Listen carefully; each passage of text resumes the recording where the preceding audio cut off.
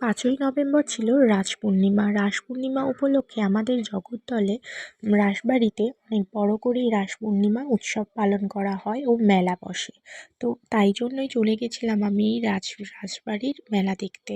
তো সবাই জানো মায়াপুরে এই রাসমেলা খুব বড় করে উৎসবটা পালন করা হয়। আমার তো কোনোদিন গিয়ে ওঠা হয়নি মায়াপুর নবদ্বীপে এই রাস উৎসব দেখার জন্য।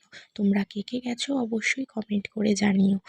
আমাদের এখানে এই বসের সবটা ভিডিওতে আনতে পারলাম না, যতটুকু সম্ভব তোমাদের সাথে শেয়ার করলাম। আমার তো খুব ভালো লাগলো। আর মেলায় দেখতেই পাচ্ছ প্রচুর ভিড় হয়েছিল।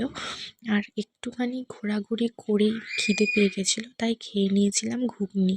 তারপরেই চলে গেছিলাম একটু বাচ্চাদের জন্য কেনাকাটি করতে। ঠিক করতে পারছিলাম না কোনটা ছেড়ে কোনটা নেব, যেটা সবার হয় মেলায় গিয়ে, যে সব দেখলে সবই ভালো লাগে, কোনটা ছেড়ে কোনটা নেব।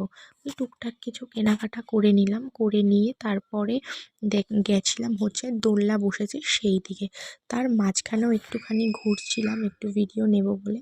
বেশ ভালো ভালো জিনিস উঠেছিল, খুব সুন্দর সুন্দর জিনিস উঠেছে। যারা যারা যাওনি মেলা থেকে কিন্তু অবশ্যই ঘুরে আসো। তার মাঝখানে আমার এই দোলনাটা খুব ভালো লেগেছে। এখন তো চড়ার বয়স নেই, সেটা যাই হোক দেখেই ভালো লাগলো। আজকের অবধি টাটা।